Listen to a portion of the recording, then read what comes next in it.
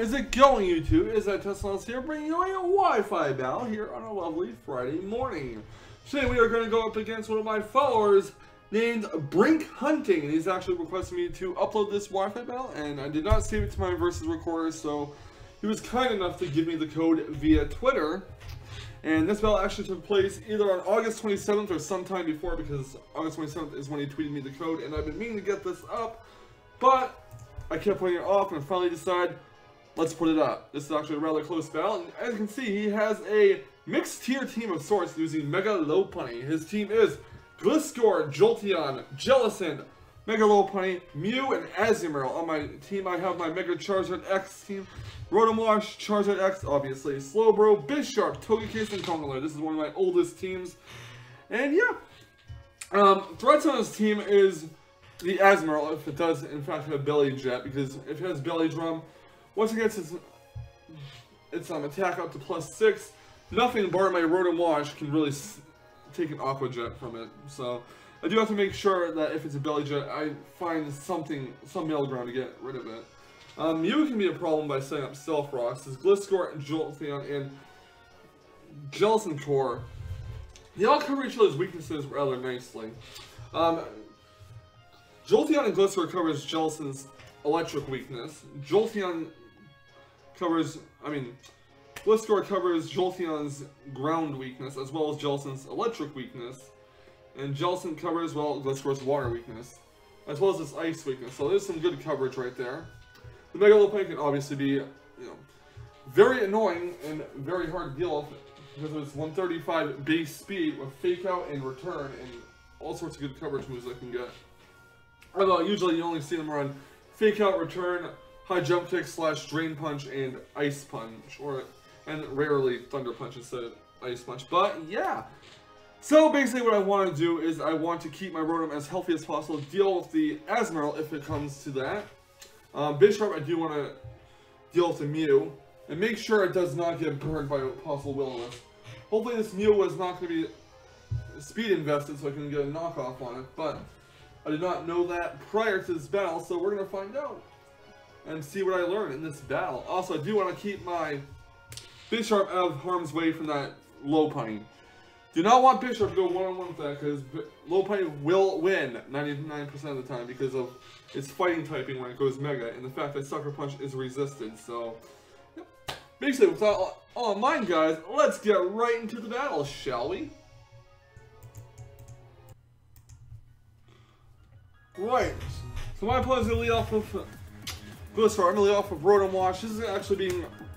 This video is actually on his perspective, since I did not have the video code as I mentioned. So he's going to go for the Protect. I'm going to try Will-O-Wisp, but obviously I should have seen the Protect coming.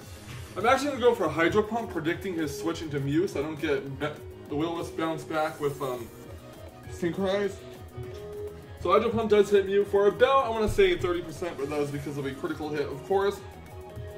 I'm going to go for a Volt Switch. He's going to set up the Stealth Rocks, and he was obviously faster, even uninvested, because my Rotom is uninvested as well. So, Volt Switch on the Mew. I'm going to go into Checkmate the Bisharp here, and take minimal damage from rocks. I'm going to go for a knockoff, hoping that he'll think that he can outspeed or something, I don't know, or maybe he'll set the Sword Stance.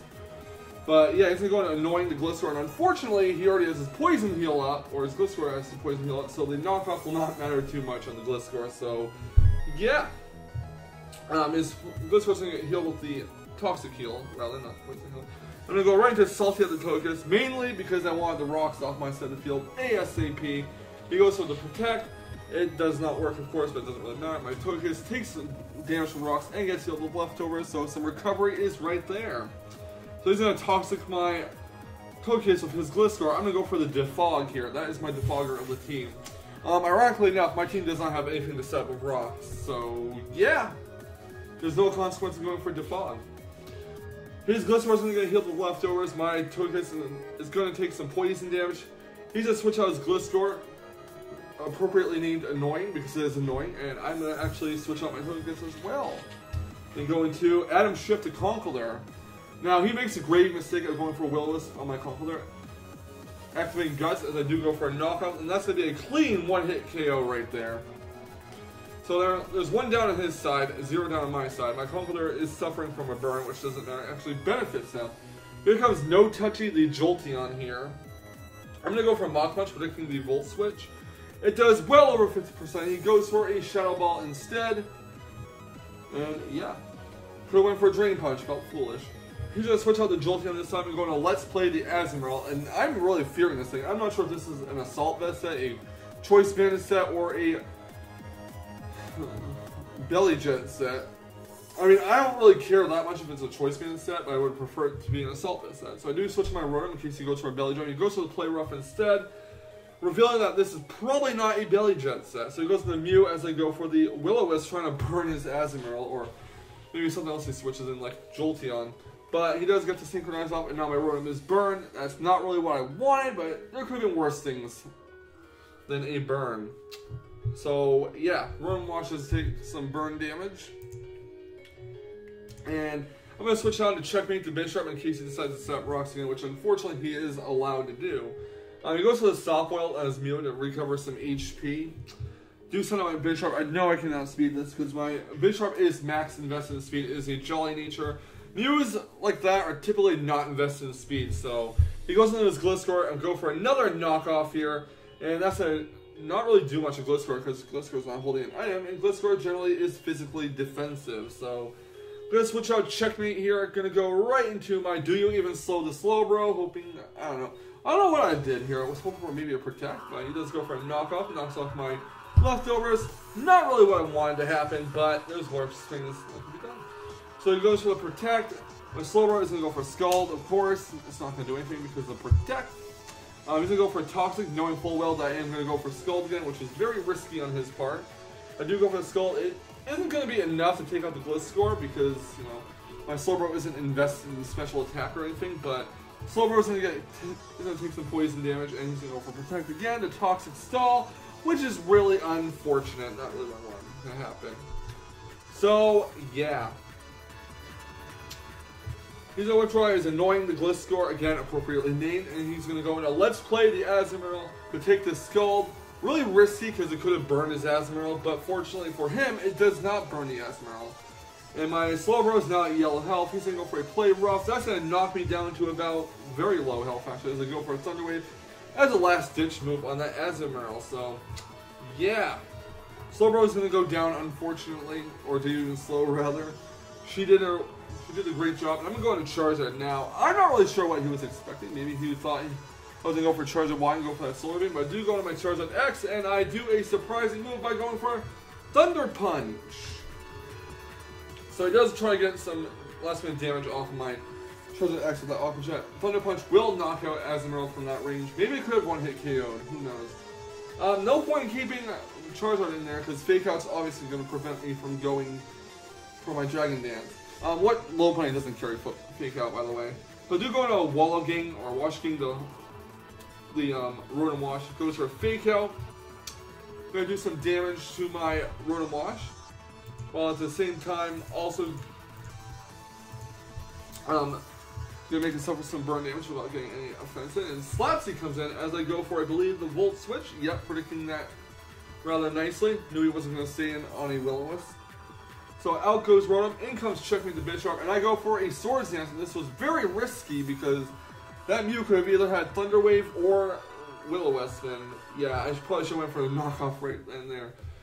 So I do go for Swords Dance. I'm at +2 now. He goes to Stealth Rocks. Not really what I wanted to see. I don't know, I was hoping it would switch out.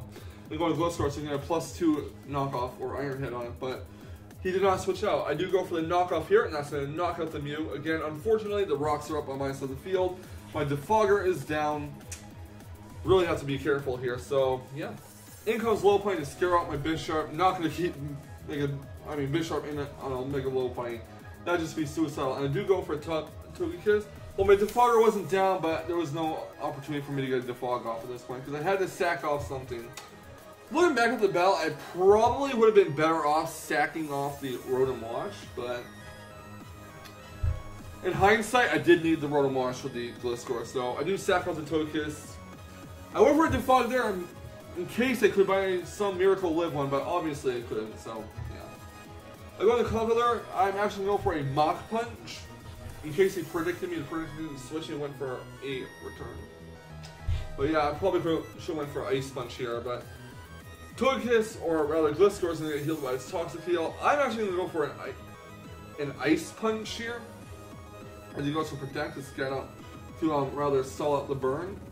And I did not go for Ice Punch here, a Mach Punch here like I should have, but his Gliscor is going to take out my Atom Shield to Conkeldurr with an Earthquake, so there goes Conkeldurr. Doesn't really make a difference though, to be honest. So in comes Wash King, the Rotom Wash. Gonna take some Stealth Rocks damage, and he's gonna go for a knockoff. Gonna knock my leftovers. I go for the Hydro Pump, and it does not miss. Thank you, God, it did not miss. So fortunately, it did not have Jellicent since earlier in the match, so there was no point or nothing to lose by going for Hydro Pump. In comes the Mega Lopunny, gonna go for a Fake Out, and let's be honest, Rotom Wash is not gonna survive. Rotom Wash did its job. It took out the Gliscor. That is mighty fine with me. And Rotom Wash is down. Now out comes Charizard. And I know that Charizard X is the physically defensive one of the two Charizard Megas, so I'm pretty sure it can take a return. And it does take a return rather nicely. And I go for the Flare Blitz, and that's going to OHKO Mega Lopunny because of Tough Claws, 140 base power on Flare Blitz, I believe, and just a base attack on Charizard plus Stab. So they're both down. And now it's No Touchy the Jolteon versus Checkmate the Bisharp, and I'm pretty sure that he has no non-attack moves, so I have nothing to lose of going for Sucker Punch, and I do hit the Sucker Punch, and that will be enough to take out Jolteon. So that was a very close battle between myself and Brinkhunting. Very good battle, if I do say so myself. What I feel won me the match was actually Hydro Pump hitting Gliscor, because had it not hit Gliscor, he would have most likely switched Gliscor out and switch into something else to take the Hydro Pump. And I would have been forced to just basically lose my Rotom, and the Rotom Wash would, the out to Gliscor would not have been there. So, yeah. Thank you, Rotom Wash, for hitting the Hydro Pump for once. But anyways, that's going to be it for the battle. Brinkhunting, I hope you enjoyed this upload. Hope you saw it, and I hope you guys also enjoyed this Wi-Fi battle. I will have another one up tomorrow that I'm going to be recording today, and then Sunday we will have our NPA Week 5 battle against Insane Japanese once he gets back from TwitchCon. So be on the lookout for that. I'll probably lose it because he is also undefeated in the NPA just like me, and his team is quite scary. So, yeah. But with all that in mind, guys, I'm going to head out for the day. Have a fantastic Friday and a fantastic start to your weekend. Whether I see you on my live stream or on my next Wi-Fi battle, I will check you guys out later. And yeah, see you then. And remember, stay salty, Rage Quitters. Stay salty.